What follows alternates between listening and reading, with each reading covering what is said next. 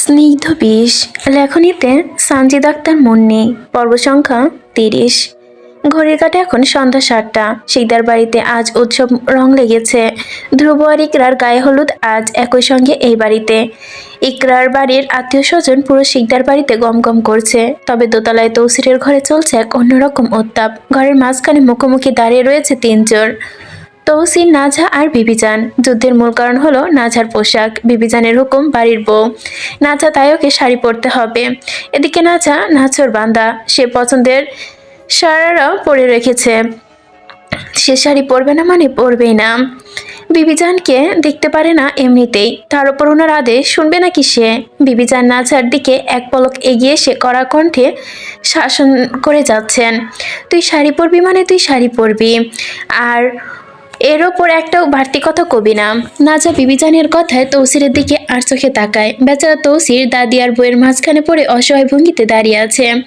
নাজা চোখ সরিয়ে সটন বিবিজানের চোখের দিকে তাকায়, ফের অতঃপর দাঁত চেপে স্পষ্ট গলায় বলে, আমি পরবো না শাড়ি, আমি পছন্দ করি না এসব ড্রেস পরতে, আমি আমার পছন্দের ড্রেস পরবো। নাজার মুখের এমন কথা শুনে বিবিজানটাকে কিরমির করে ওঠেন। পুরনো হিসাব মনে করিয়ে দিয়ে বললেন, 4টে থাপ্পড় যে মেরেছিলাম মনে নেই, ভুলে গেছিস নাকি? বেশি বাড়াবাড়ি করলে মরার মতো আরো কয়েকটা মারবো। কথা শোনা মাত্র নাজা অদ্ভুত এক কণ্ঠে বলে বসে। সে নিজের ডান হাতটা উঁচু করে ধরে, হাতের তালুতে আলতো করে থুতু চেটিয়ে তাচ্ছিল্যের হাসি দিয়ে বলে, না না, ভুলে যায়নি, সেটা সত্য তুলতে হবে, তাই না? তৌসির কপাল চাপড়ে ওঠার জোগাড়। এ কি বলে? সে মনে মনে প্রমাদ গণে, আল্লাহ, আমার কাল নাগিনী না জানি এমন রাগের মাথায় আমার বুড়ি নাগিনকে থাপ্পড় মারিয়ে দেয়। কিন্তু তৌসিরের ভাবনাকে ভুল প্রমাণ করে নাজা আচমকা বাম হাত বাড়িয়ে হুট করে তৌসিরের ঘাড়ের কাছে কলাটা খামচে ধরে। কিছুটা বুঝে ওঠার আগেই চটাস চটাস চটাস চটাস করে পুরো ঘর নিস্তব্ধ করে তৌসিরের দুগালে 4টে করা থাপ্পড় বসিয়ে দেয়। তৌসির হতভম্ব, গালে হাত দিয়ে ফেলফেল করে তাকিয়ে আছে তাদের দুজনের দিকে। তার অপরাধটা কি? নাজা তাকে কেন মারলো? নাজা তৌসিরকে ছেড়ে দিয়ে বিবিজানের দিকে তাকায়। তার ঠোঁটের কোণে বিজয়ের হাসি ঝুলে রয়েছে। বলে, এই যে শোধ তুলে নিলাম, এখন হয়েছে তো। নাজার এমন স্পর্ধা দেখে বিবিজান আকাশ থেকে পড়লেন। তিনি খেকিয়ে ওঠে, মাগি, এত বড় সাহস তোর? তুই আমার চোখের সামনে আমার নাতনির গালে হাত তুলোস? মেরে লাল করে দিয়েছিস গালগুলো। নাজে শুনে বা শান্ত দৃষ্টিতে তৌসিরের দিকে তাকায়। তৌসিরের ফর্সা গাল সত্যি লাল হয়ে আছে। সে আলতো করে তৌসিরের গালে হাত বুলিয়ে দিয়ে কিন্তু মায়ের গলায় বলে, ইস, লাল হয়ে গেছে তাই না? পরক্ষণে বিবিজানের দিকে তাকিয়ে চিবুক শক্ত করে বলে ওঠে, আমার জামাই, আমার ইচ্ছে হলে থাপ্পড় মারবো, ইচ্ছে হলে চুমু খাবো, তাতে আপনার কি? কথাটা শেষ করে নাজা এক ঝটকায় তৌসিরের চুল খাপড়ে ধরে নিজেই তৌসিরের দিকে একদম কাছে টেনে আনে। তৌসির বিষময়ে ঘর কাটেনি যেন। নাজা তার তপ্ত হাত দুটোই গালের ভারী আবেগ চুমু খায় তাকে। তৌসিরের সারা শরীরে যেন বিদ্যুৎ খেলে গেল এই স্পর্শে। সে বাকরুদ্ধ, চোখ বড় বড় করে শুধু তাকায়। গালে প্রথম পড়ল চর, তারপর স্ত্রীর উষ্ণ ঠোঁটের গরম স্পর্শ। ব্যথার ভালোবাসার এক অদ্ভুত মিশ্রণ যেন কিংকর্ত বিমূঢ় হয়ে দাঁড়িয়ে রইল সে। নাজার এমন কাণ্ড দেখে বিবিচানটাকে হিতাহিত জ্ঞান হারিয়ে নেয়। তিনি দাঁতে দাঁত চেপে কিছু বলতে যাবেন, তখন ওই নিচ থেকে ডাক পড়ে, গায়ে হলুদের অনুষ্ঠান, তাকে এখন যেতে হবে। যাওয়ার আগে তিনি নাজার চোখে রাঙিয়ে বিড়বিড় করে বেরিয়ে গেল। বিবিজান ঘর হতে বের হতেই নাজা তৌসিরকে ছেড়ে দিল। তৌসির গালে হাত দিয়ে বোকার মতো তাকিয়ে রইল। তার হৃদস্পন্দন এখনো স্বাভাবিক হয়নি। বিবিজান ঘর থেকে বেরিয়ে যেতেই ঘরের আবহাওয়া মুহূর্তে বদলে গেল। তৌসির ঘোর কাটে। সে নাজার দিকে গরম চোখে তাকায়। রাগে তার চোয়াল শক্ত হয়ে আসে। সে নাজার দিকে এগিয়ে এসে ধমকে বলে, এই, তোর সাহস তো দেখছি 1.5 ইঞ্চি বাইরে গেছে। বিয়াদব সিনা, তোরে থাপড়ায় দাঁতের মারি খুইলানি দিমু আমি। নাজা তৌসিরের ধমকে একটু ভয় পায় না, উল্টো সে তৌসিরের দিকে ক্ষীণ চোখে তাকিয়ে ঠোঁট এর কোণে বাঁকাশি ফুটিয়ে বলে, বা এত সাহস? তাহলে যখন এতই সাহস, তখন আমার পায়ে পড়েছিলে কেন? মাফ করে দাও, মাফ করে দাও বলে তো কম মিনতি করনি। পুরোনো কথা শুনে তৌসিরের ইগোতে লাগে। সে নাজাকে একদম সামনে এসে দাঁড়িয়ে আঙুল উঁচিয়ে শাসিয়ে বলে, তুমি বউয়ের মতো থাকো, অতিরিক্ত উড়াউড়ি কইরো না। আমার কাছে বিবিজান আগে। তুমি তার সাথে আজ যে বেয়াদবি করেছো, সেটা আমি কিন্তু একদমই সহ্য করবো না। আর নাজা তাচ্ছিলের হাসি দিয়ে এ শুনে গাল স্বর একরাশ অভিমান আর তিক্ততা মিশিয়ে বলে, জানি তো আপনার কাছে আপনার বিবি জানোই সব। সেটা নতুন করে কেন বলছেন? আমি তো আপনাদের কেউ না। আমি হলাম সারা জীবন অপশনাল। যখন দরকার হয় ব্যবহার, যখন দরকার শেষ ছুঁড়ে ফেলা। এইটুকু বেলে থেমে সে শ্বাস ছাড়লো। আবার যেটা আপনি বেয়াদবি বলছেন সেটা বেয়াদবি না, সেটা হচ্ছে ইচ্ছে। আমি আপনাকে হাতে পাঠানো না যে আপনারা যা বলবেন তাই শুনবো। আমি তো হলুদে যেতে চাইনি, শুধু আপনার মা বারংবার বলছে বলে যাচ্ছি। এখন যদি একটা এক্সট্রা কথা বলেন তাহলে আমি কিন্তু যাব না। আমি না বললে সেটা নাই হয়, কখনো হ্যাঁ হয় না। কথাগুলো বলে না যা বিছানার ওপর থেকে তার সারারাটা ছো মেরে তুলে নিয়ে ধূপধাপ পা ফেলে ওয়াশরুমে ঢুকে দরজা বন্ধ করে দেয়। তৌসির নিঃশব্দে দাঁড়িয়ে রইল। তার আর কিছু বলার থাকে না। সে ভাবে এই মেয়ের সাথে তর্ক করে লাভ নেই, বইয়ের সাথে তাল মেলাতে গেলে জীবনে আর জীবন থাকে না। তার ওপর ওই যে কখন কি করে বসে, কোথাও কোনো কিছু ঠিক নেই। দুদিন পর পর নতুন গদ্দারিতে মেতে ওঠে। এতে বিশ্বাস করে বিবিজানের সাথে তর্কে জড়াতে হয় নিতান্ত চরম বোকামি। তৌসির হতাশ ভঙ্গিতে বিছানায় বসে পড়ে। ওদিকে ওয়াশরুমের ভেতরটা যেন অন্য এক পৃথিবী। না যা সারারা পরে আয়নার সামনে এসে দাঁড়ায়, আয়নায় নিজের প্রতিচ্ছবির দিকে তাকায় সে। গালে থাপ্পড়, পুরোনো দাগগুলো এখনো তার যায়নি, মিলিয়ে গিয়েছে কিছুটা, কিন্তু কিছু দাগ মনে রয়েছে। নাজা চোখের কোণ বেয়ে টুপটুপ করে পানি গড়িয়ে পড়ে। বাইরে সেই তেজদীপ্ত নাজা এখন নিমিয়ে গেছে, ভেঙে চুরমার হয়ে গেছে ভেতরটায়। সে যে ভালো নেই, সে যে একটু ভালো নেই, এই কথাটা শোনার মতো কেউ নেই তার। তার যে আপন বলতে কেউ নেই এই বিশাল পৃথিবীতে।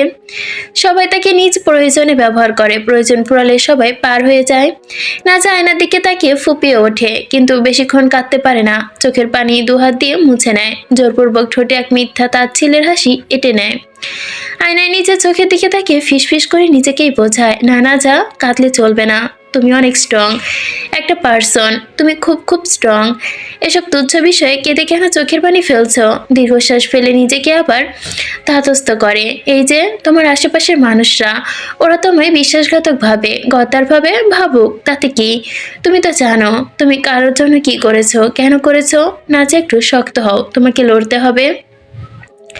নাচা চোখ মুখে পানি দিয়ে নিজেকে প্রস্তুত করে যুদ্ধের মুখোশটা আবার মুখে এঁটে নেয় সে। বেশ কিছুক্ষণ কেটে গেছে। তৌসির এখনো ঘরের বিছানায় বসে আছে। তার মনের ভেতর এক অদ্ভুত অস্থিরতা, সাথে রাগ তো আছে, কিন্তু তার চেয়েও বেশি যেটা আছে সেটা হচ্ছে ব্যাকুলতা। নাজাকে যখন সারাটা পরবে, একটু সাজবে, তাকে ঠিক কতটা সুন্দর লাগবে সেই দৃশ্যটা নিজ চোখে দেখার জন্য বুকের ভেতর তিত্তির করে কাঁপছে তার। অপেক্ষার প্রহর অনন্ত মনে হচ্ছে এখন। এখন তৌসিরের কাছে বিরক্ত লাগছে হৃদয়ের গহীনে সে অনবরণীয় অস্থিরতা। নাজা আজ যেমন সাজে ধরা দেবে, তার রূপের নতুন করে ছটাটা আলোকিত হবে এই মুহূর্তে। এই দেখা সৌন্দর্যের তীব্র আকাঙ্ক্ষার সময় বোধহয় তৌসিরের কাছে থমকে দাঁড়িয়েছে। সহসা সে দীর্ঘ প্রতীক্ষার জবনিকা পাতন করলো। নিঃশব্দে চরণ ফেলে ওয়াশরুমের আড়াল থেকে বেরিয়ে এলো নাজা। তৌসিরের বুকের ভেতরটা কেমন এক অজানা সংখ্যায় কেঁপে উঠল। একে দেখছে সে, তার চিরচেনা তেজস্বী সবুজ বাঘিনী আজ তো ভোল বদলে মায়াবী হলদে পরীর রূপ পরিগ্রহণ করেছে। আহা কি মারাত্মক, কি তীব্র মোহনীয় সৌন্দর্য তার! কি মারাত্মক লাগছে, এত ভীষণ মারাত্মক এবং অপরূপ। নাজা রঙে আজ সর্ষে ক্ষেতের হলুদ আভা, যা তার দুধে হালতে কাঁচা সোনার মতো গায়ের রঙের সাথে আর উজ্জ্বলভাবে মিশে গেছে। মনে হচ্ছে কোনো এক জাদুকরী তুলোর ছোঁয়ায় তার সমস্ত শরীর ত্রুটি ছড়িয়ে দিয়েছে। তার কালচে সবুজ হরিণী চোখে এই মায়া, তার সুঢল গোলাপি ঠোঁটের কোণে যেন লেগে আছে এক চিলতে তিক্ততা। তৌসিরের জগৎ সংসার সব এলোমেলো হয়ে করে দেওয়ার জন্য এটা যথেষ্ট ছিল। নাজার পরনে সর্ষে হলুদ রঙের জমকালো সারারা, হাঁটুর সামান্য একটু ওপর পর্যন্ত পলিব্যত পূর্ণ হাতা কামিজটি, গলার কাছে সিমসাম হলেও নিচের দিকে সোনালি সুতোর ক্ষীণ কাজ। সুনিপুণ হাতে কারুকাজগুলো আলোয় ঝিলিক ছড়াচ্ছে, তবে সমস্ত দৃষ্টি কেড়ে নেয় তার নিচের ঘাড়ারা সারারার প্যান্টটি। সোনালি রঙের ফুল আর লতাপাতা নকশায় আবৃত জমিন যেন এক চলন্ত সোনালি বাগান। হাতার তালে তালে এখানে হয়তো হাতা না হাঁটা হতো। হাঁটার তালে তালে প্যান্টের ভারী পার্টি দুলছে। বুকের ওড়নাটা সযত্নে নিতে নিতে নাজা ধীর পায়ে এগিয়ে এলো। খোপার বাঁধন আলকা করে ঘন কেশরাশি উচ্ছল করলো, তরঙ্গ অবধায় ছড়িয়ে পড়লো ফর্সা কাঁধ হয়ে পিঠময়, খোলা চুলে এক মায়াবী প্রেমে মুখবন্দি করল সে। তৌসি দুনয়ন দিয়ে অজান্তে যেন হৃদয়ের অন্তঃস্থলে পৌঁছে গেল সেই মুগ্ধতা। মাশাল্লাহ, সুবহানাল্লাহ, আমার গদ্দারিনী তো দেখি আজ সত্যি এক অপরূপা হলদে বেশে সেজেছে। অন্তরের আসমানে ডানা মেলতে নাচা আয়নার সামনে দাঁড়িয়ে তৌসিরের দিকে একবার তাকালো না। ড্রেসের প্যান্টের দিকে তাকাতেই ছোট চেনটা লাগাতে হবে, তাই আলতো হাতে তার কেশগুলো গুটিয়ে কাঠ থেকে এক পা সরিয়ে নিল। তৌসির ধীর পায়ে ওর পেছনে এসে দাঁড়ায়। মনে সুপ্ত ইচ্ছে ছিল না যাকে পেছন থেকে জড়িয়ে ধরার, কিন্তু চেনটা খোলা দেখে সে হাত বাড়িয়ে দেয় টেনে আটকে দিতে। আয়নায় তৌসিরের প্রতিবিম্বের দিকে তাকিয়ে নাজা কণ্ঠস্বরে বলে ওঠে, আমার চেন আমি লাগাতে পারবো, আমার আপনার এত নাটক করতে হবে না। হাত সরান বলছি। তৌসির হাত সরিয়ে নেয় সাথে সাথে, ঠিকই, কিন্তু পরক্ষণে নাজাদ দুহাত কাঁধ পর্যন্ত চেপে ধরে। আয়নায় নাজার দিকে চেয়ে বলে, তোমার কি মনে হয় আমি তোমার চেন লাগাতে এসেছি? আমি তো এসেছি নিজের জন্য। কথাটা শেষ করে সে ড্রেসের চেনটা ফাঁক করে দৃশ্যমান নাজার ফর্সা পিঠে তৌসিরের চুল সরিয়ে তৌসির নিচে নাক ডুবিয়ে দেয়। অতঃপর খুবই আলতোভাবে ঠোঁট ছোঁয় ওড়নাবিহীন উন্মুক্ত ত্বকে। তৌসিরের ঠোঁট ছোঁয়ার স্পর্শে নাজা তীব্রভাবে কেঁপে ওঠে। সে দাঁত চেপে চোখ বুঝে নেয়, সামলায় নিজেকে। একসময় সহ্য করতে না পেরে দুহাতে মুষ্টিবদ্ধ করে চিৎকার করে ওঠে, আমি কি ড্রেসটা খুলে ফেলবো? খুলে ফেলবে এখনই? শান্তি হবে আপনার? আমি এই ড্রেস আর পরবো না। আপনার এসব নাটক আমার সহ্য হয় না। তৌসির বুঝতে পারে না যে এখন মারাত্মক খেপে যাবে। সে কথা না বাড়িয়ে নাজার পিঠে আরো 10-12টা চুমু খেয়ে চেনটা টেনে দেয়। এরপর পেছন থেকে নাজার কোমর জড়িয়ে তার কাঁধে থুতনি রেখে ফিসফিসে বলে, কৈতরি গো, ও কৈতরি। নাজার গা জ্বলে ওঠে আদুরে আহ্বানে। আজ সকালে যে মানুষটা তাকে নির্মমভাবে মার খাওয়ালো, এখন সে কিনা সোহাগ করছে। রাগে তার হিতাহিত জ্ঞান লুপ্ত হওয়ার দশা, কিন্তু নিজেকে সামলে নেয়। প্রতিজ্ঞা করে সে তৌসির ওপর রাগ দেখাবে না। অভিমান তো আপন মানুষের ওপর করা যায়, তৌসির কি আদৌ তার আপন? তৌসির তো নিজেই তাকে আজ মার খাওয়ালো। নাজা জানে সে একা, সে তো একটা পাপেট যাকে প্রয়োজন মতো ব্যবহার করা হয়। নাজা ম্লান সুরে কানে দুল পড়তে পড়তে বলে, এসব অভিনয় করে কি লাভ তৌসির? আমি তো আপনার হাতের একটি পুতুল মাত্র, একটা পাপেট। এত কদর করে ডাকার কি আছে? আপনার আসল মতলব তো আমার শরীরটাই, তাই না? নিন, ভোগ করুন। তার জন্য এত নাটক, মন জয় করার বৃথা চেষ্টা, কি প্রয়োজন? ঘৃণা হলো তৌসিরের, ঘৃণা। আপনার এই নিঃশ্বাস, এই ছোঁয়া, সবকিছুই আমার চরম ঘৃণা। তৌসির মুখটা অপমানের ন্যায় কষ্টে ফেলফেল হয়ে গেল। ফ্যাকাশে মুখটা সে কিছু একটা বলতে চায়, কিন্তু ভাগ্য তার সহায় হয় না। ঠিক তখনই কাঁচা হলদের বাটি হাতে ঘরে প্রবেশ করে বিবিজান। তাকে দেখিয়ে তৌসির বিদ্যুৎ গতিতে নাজা থেকে দূরে সরে যায়। বিবিজান এসে তৌসিরের হাতে বাটিটা ধরিয়ে দেয়। নাজা সারারা পড়া দেখে তিনি মনে মনে ভাবেন, মেয়েটা নিজের কথাই থাকলো, পড়লো তো সারারাই, কি শয়তান একটা মেয়ে। এরপর তৌসিরের দিকে তাকিয়ে কটমট করে বলল, নে, এই কাঁচা হলো তোর বইয়ের গায়ে লাগিয়ে দে, সবখানে লাগাবি, পারলে ওর ওইখানটাতে একটু লাগাই দিস, ওইটাতেও ঝাল অনেক। বিবিজানের কুৎসিত ইঙ্গিত কথাটা নাঝার গায়ে আগুন ধরিয়ে দিল। সে ঘুরে দাঁড়িয়ে মুখে একটু ভা করতেই হাসি ফুটিয়ে বিবিজানের চোখে চোখ রেখে বলে, আমার এখানে ঝাল কমানোর জন্য এই হলুদের প্রয়োজন নেই বিবিজান, আপনার নাতি যথেষ্ট। কথাটা বলে তৌসিরের দিকে তাকিয়ে মিচিমিচি কেসে উঠল, উমু। তাই তৌসিরের সব। বিবিজান হস্তভন্ত হয়ে গেল। সে দাঁত কিরমির করে চেঁচে ওঠে, নির্লজ্জের মতো কথা বলছিস কেন রে মাগি? নাজার গালির পিঠে উল্টা জবাব দিতে মুখ খুলতে তৌসির দুটোর মুখ চেপে ধরে। নাজার দিকে তাকিয়ে বলে, আমি ওর ওপর থেকে নিচে যেখানে ইচ্ছা সেখানে হলুদ লাগিয়ে দিব, তুমি এবার যাও বিবিজান। বিবিজান আর কথা না বাড়িয়ে গজগজ করতে করতে বেরিয়ে যায়। তিনি মনে মনে জানে নাজার এমন আচরণের কারণ আজ সকালের ঘটনা। মনে মনে নাজাকে তিনি স্নেহ করলেও মুখে তা স্বীকার করতে পারেন না, তাই শাসন আর অপমানের ঢাল ব্যবহার করেন। বিবিজান চলে যেতেই ঘরটা যেন আবার ভরাক্রান্ত নীরবতায় ডুবে গেল। তৃষ্ণা দাঁড়িয়ে আছে পাটোয়ারি বাড়ির সদর দরজায়। তার ওড়নার কোলে বেশ কয়েকটা বড়ই। সে জুতা বাপের বাড়ি যাওয়ার আগে বলে গিয়েছে, যদি সে পারে তাহলে যেন ওনার জন্য টকের তরকারি রেঁধে রাখে। তবে কি রাঁধবে খুঁজে পেল না। টমেটো শেষ হয়ে গেছে বাড়িতে। ইব্রাহিম সাহেব বাড়িতে নেই, হায়দ্রাবাদ গিয়েছেন কাজে।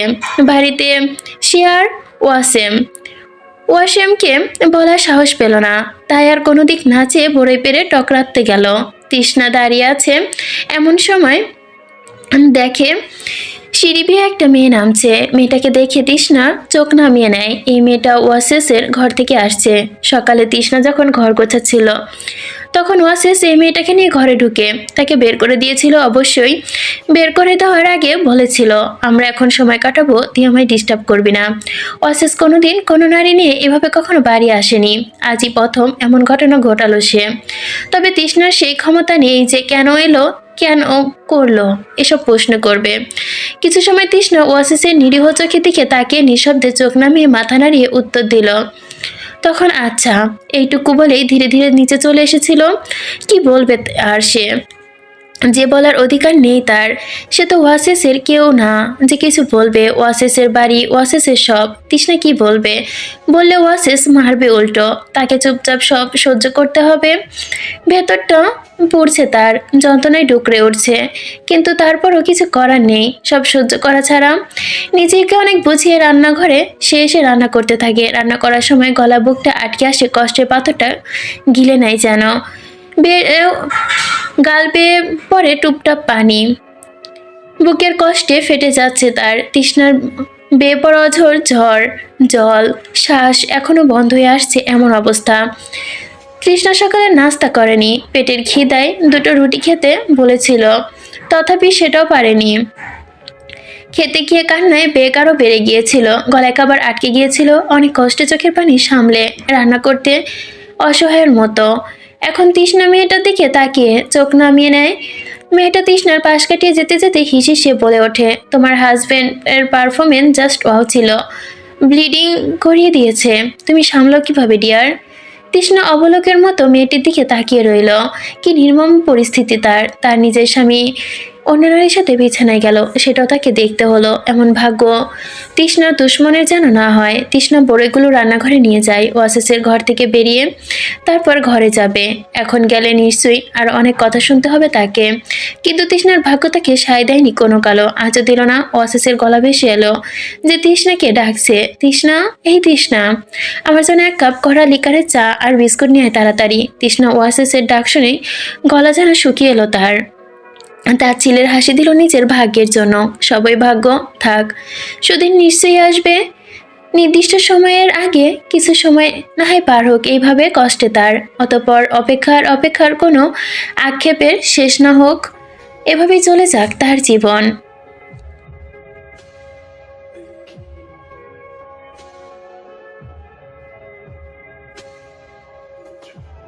ওয়াসিস তৃষ্ণাকে ডেকে নিয়ে রুমের সাদা বিছানায় কিছু পানি আর তরল রং ঢেলে দেয়।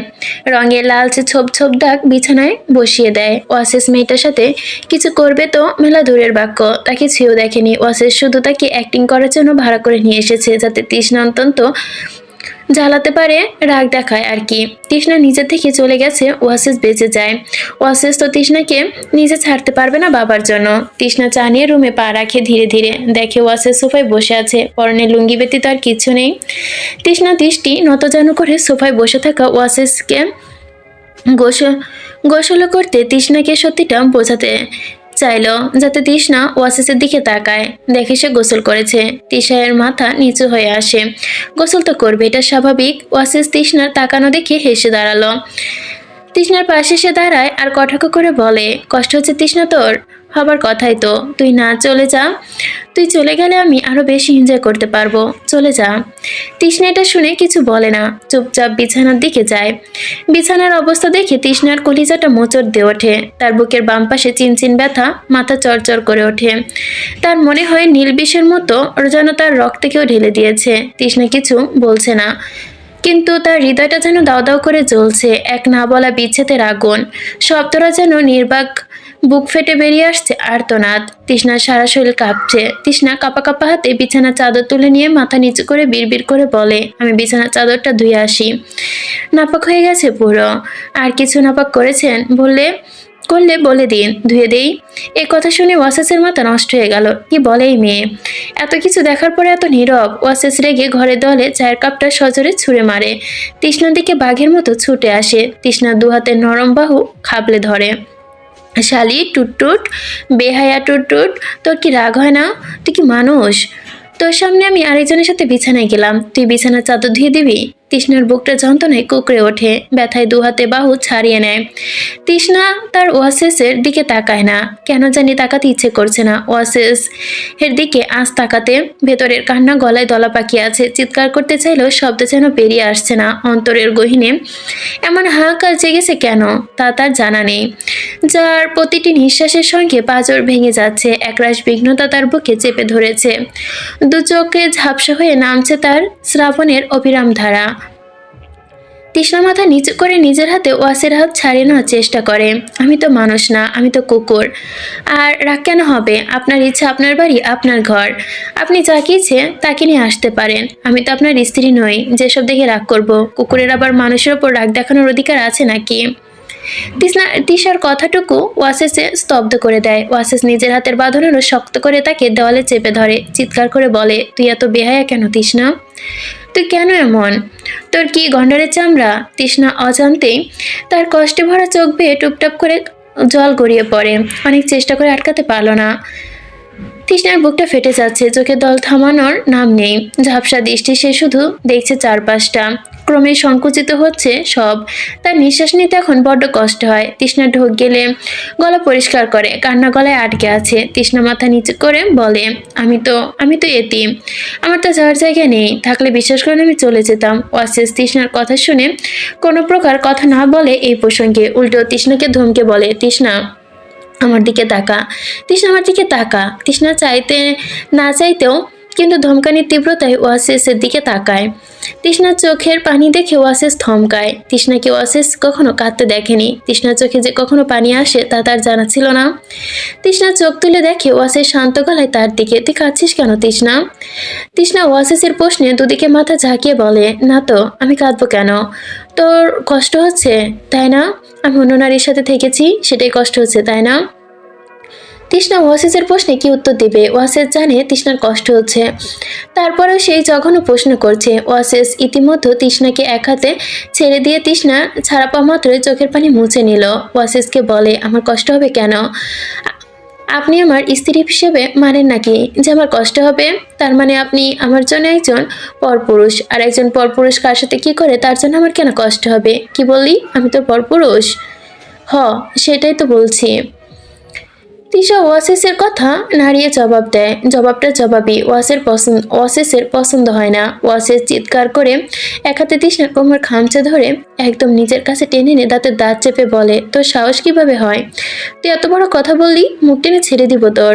ওয়াসিসের এমন আচরণ তৃষ্ণাকে যেন আরোটা বিষিয়ে দেয়। তৃষ্ণার পায়ের তালু পর্যন্ত ঘামছে। ওয়াসিস এতটা কাছে কোনোদিন তাকে টানেনি। তার মধ্যে ওয়াসিস তার পেট খামচে ধরেছে। ওয়াসিসের উষ্ণ শ্বাস তার মুখে আশ্রে পড়ছে। তৃষ্ণা ভয়ে বুক বুঝে জোরে জোরে নিঃশ্বাস নিতে, আকুতি মিনতি করতে ভুলে যায়, মাফ করে দিন, এমন করবো না আর কখনো। খুব কষ্ট হচ্ছে আমায়, আমার ছেড়ে দিন, আমার শ্বাস বন্ধ হয়ে আসছে। ওয়াসিস একথা শুনে তৃষ্ণাকে ছুঁড়ে ফেলে দেয়। তোর মতো কুকুরকে ছোঁয়ার রুচি আমার নেই। তৃষ্ণা চুপচাপ দেওয়ালের সাথে সেটে বসে থাকে। নিজের কপালে দোষ দিবে কি নাকি নিজেকে দোষ দিবে খুঁজে পায় না সে। প্রতিটা দিনই ওয়াসিসের এমন অসহ্য অপমান সহ্য করতে হয় তাকে। তার এই অবস্থা দেখে কোনো পশুরও মায়া হইতো। ওয়াসিস তৃষ্ণা কিভাবে পড়ে থাকতে দেখে এগিয়ে আসে। তার মনে হয় তার উচিত তৃষ্ণাকে এভাবে বিষিয়ে দেওয়া। ওয়াসিস নিজের দিকে এগিয়ে আসায় তৃষ্ণার চোখে ভেসে ওঠে সৎ মা যখন তার বাবাকে তার নামে মিথ্যা বিচার দিত, মার খাওয়াতো, তখন তার বাবা ঠিক এভাবেই এসে লাথি মারতো। হয়তো এখন ওয়াসিসও তাকে লাথি মারবে, এ ভয়ে তৃষ্ণা কুকিয়ে ওঠে। আমার মায়ের না, আমি তো দুবেলা খাওয়ার জন্য খাওয়ার লোভে আপনার সংসারে পড়ে আসি। এখান থেকে চলে গেলে আমাকে কে ভাত দিবে? আমি তো এতিম, আমার তো কেউ নেই। এই আর্তনাদ শুনে ওয়াসিসের পার এগোলো না। স্থির দাঁড়িয়ে ওয়াসিস চেষ্টা করে এগিয়ে যেতে পারতেও কিন্তু সে ব্যর্থ। আজ যেন তৃষ্ণা প্রথম তার সামনে কাঁদলো। প্রতিবার সব গালিবাজ হাসি মুখে সহ্য করত। হয়তো মার খাওয়ার ভয়ে কাঁদছে। ওয়াসিস মনে প্রশ্ন জাগে, হয়তো খুব বেশি মারতো তার সৎমাকে তার বাবা, তাই মার খাওয়ার ভয়ে এমনটা হয়ে পড়েছে। তৃষ্ণা চুপ, সে গুটিসুটি মেরে বসে থাকে, অপেক্ষা করে ওয়াসিসের মারের। ওয়াসিস মারে না। এতে তৃষ্ণা সামনে বসে থাকা প্রশ্ন, তোকে তোর বাবা আর সৎমা মিলে অনেক মারতো তাই না রে? তৃষ্ণা ওয়াসিসের এমন নরম স্বরে বিস্ময় হয়। ওয়াসিসের দিকে তাকায়, চোখের পানি দু হাতে মুছতে মুছতে বলে, না না, মারতো না। তৃষ্ণার মুখে মিথ্যা কথা শুনে ওয়াসিসের রাগটা আরো বেড়ে যায়। ওয়াসিসে হাত বাড়িয়ে তৃষ্ণার চুলের মুঠি ধরে চিল্লিয়ে ওঠে, সত্যি কথা বল, মিথ্যা কথা বলিস না তৃষ্ণা। ওরা তোকে মারতো, তাই তুই মারের ভয়ে কাঁদছিস, নয়তো তোর মতো বেহায়া ভয় পাওয়ার মতো মানুষ না। বল সত্যি। তৃষ্ণা ওয়াসিসের দিকে তাকিয়ে চোখের পানি ছেড়ে দিয়ে বলে, হ্যাঁ মারতো। আমার বাবা, সৎ মা সবাই মারতো, খুব মাত্র 19 থেকে 20 হলেই মারতো। অন্যের ওপর রাগ দেখানোর হলেও সেটা আমার উপরে দেখাতো। আমাকে আমার সৎ মা আর বাবার কথায় খালি খালি মারতো। ওরা না আমাকে ভাত খাইতে দিত আর না কিছু। আমি এই মার খাওয়ার ভয়ে আর ভাত খাওয়ার লোভে এখানে কুকুরের মতো পড়ে আছি। আপনিও মারবেন, মারুন। আপনি মারলেও আপনার এখানে আমি ভাত খেতে পারবো। যত কিছু হয়ে যাক, আমি এখান থেকে যাব না। ওয়াসিস কথাগুলো শুনে তৃষ্ণার চুলের মুঠি ছেড়ে দেয়। খুব ইচ্ছে করে কেন জানি আজ তৃষ্ণার চোখের পানিটুকু মুছে দিয়ে বলতে, তোকে এখান থেকে যেতে হবে না, তুই থেকে যা এখানে। তৃষ্ণা ওয়াসিসে চুপ করে থাকা দেখে ধীরে ধীরে উঠে দাঁড়ায়। বিছানার চাদরটুকু ধুয়ে দিতে হবে যে। তৃষ্ণা এগিয়ে যেতেই নিচে পড়ে থাকা বিছানার চাদরটুকু হাতে তুলে নিতে চায়। তখনই ওয়াসিস তৃষ্ণাকে পেছন থেকে ডেকে ওঠে, তৃষ্ণা দাঁড়া। তৃষ্ণা ওয়াসিসের ডাকে পেছন ফিরে তাকায়, জিজ্ঞেস করে, বলুন। ওয়াসিস তৃষ্ণাকে ইশারা করে নিজের কাছে বসতে বলে। তৃষ্ণা ওয়াসিসের কাছে চুপচাপ দাঁড়িয়ে, মন চায়নি আসতে, কিন্তু না এসে যে বেঁচে থাকার পথ নেই, তাই এসেছে। এখন এলে যদি মারে। তৃষ্ণার হাত টেনে ধরে ওয়াসিস, নিজের পাশে বসায়। তৃষ্ণা বিস্ময় নিয়ে বসে গিয়ে ওয়াসিসকে জিজ্ঞেস করে, কিছু প্রয়োজন আপনার? কিছু বানিয়ে দিব? কিছু ধোয়ার আছে? ওয়াসিস তৃষ্ণার দিকে তাকিয়ে মাথা নাড়ে, না প্রয়োজন নেই। তাহলে ডাকলেন কেন? ইচ্ছে হয়েছে ডেকেছি, তুই আমার চাকর, তুই এত প্রশ্ন কেন করবি? চুপচাপ বসে থাক। তৃষ্ণা আর কথা বাড়ায় না, চুপ করে ওয়াসিসের ধরা হাত নিজের হাতের দিকে তাকিয়ে থাকে আর মনে মনে ভাবে, যে হাত দিয়ে আপনি আমার হাত ধরেন, সবসময় যেন এই হাত দিয়ে আমার বাহু চেপে ধরেন, থুতনি চেপে ধরেন, সেই কথা দিয়ে অন্য নারীকে কেন ছুলেন? তার সুখের কারণ হলেন। তৃষ্ণা নিজের হাত দিয়ে কে তাকাতেই ওয়াসিস প্রশ্ন করে, কি দেখছিস? অন্য নারীর ছোঁয়া হাত দেখছি। তৃষ্ণা আনমনে কথাটাই বলে ফেলে। পরক্ষণে ওয়াসিস কিছু শোধাবে বলে ওঠে, না না, তেমন কিছু না, কিছু না। ওয়াসিস তৃষ্ণার ভয় দেখে তার ছেলের সুরে বলে, তুই খুব বোকা তৃষ্ণা, আমার মতো মানুষের সাথে জীবন কাটানোর স্বপ্ন দেখেছিস, খুব বড় বোকা তুই। তৃষ্ণা ওয়াসিসের কথা শুনে দৃষ্টি নিচু করে বলে, আমি স্বপ্ন দেখি না আপনার সাথে জীবন কাটানোর, আমি শুধু মারাল গালমন্দ থেকে একটা জীবন চাই। আমার সাথে থাকলে এমন জীবন পাবি না। আপনি গালি দিলে সমস্যা নেই, মারলেও নেই। আপনার এখানে থাকলে আমি ভাত খেতে পারি, শান্তিতে ঘুমাতে পারি, এইটুকুই আমার জন্য যথেষ্ট। ওয়াসিস তৃষ্ণার কথা তার দিকে তাকায়। হয়তো বা একটু হলেও বুঝতে পারে সে, তৃষ্ণা একটু ভালো থাকার লোভে এমন করছে। সে নিজেই দাঁড়িয়ে হাত বুলিয়ে তৃষ্ণাকে জিজ্ঞেস করে, আচ্ছা আমি যদি দাড়িটা কেটে চাপদাড়ি করি তাহলে কেমন হবে? এটা শুনে তৃষ্ণা তবধা খেয়ে যায়। ওয়াসিস তাকে জিজ্ঞেস করছে, দাড়ি কাটলে তাকে কেমন লাগবে? তৃষ্ণা মাথা তুলে ওয়াসিসের দিকে তাকায়। সত্যি তাকে তৃষ্ণা আমতা আমতা করে ভাবে ভালো লাগবে। ওয়াসিস এটা শুনে তৃষার দিকে বিরক্তিতে চায়, শুধু ভালো লাগবে বললি কেন? অন্যদিকে অন্য কিছু কেন বললো না? সুন্দর লাগবে বললেও তো পারতো সে। ওয়াসিস তৃষ্ণার হাত ছেড়ে দেয় আর বলে, যা গিয়ে এই নাপাক চাদর ধুয়ে নিয়ে আয় যা।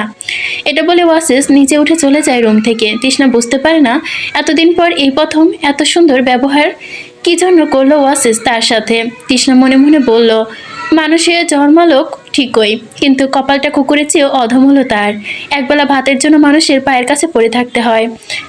আমার তো রক্ত মাংসের সম্পর্ক বলতে কেউ নেই, তাই এই সংসারে লাথি ঝাঁটাই এখন আমার আপন।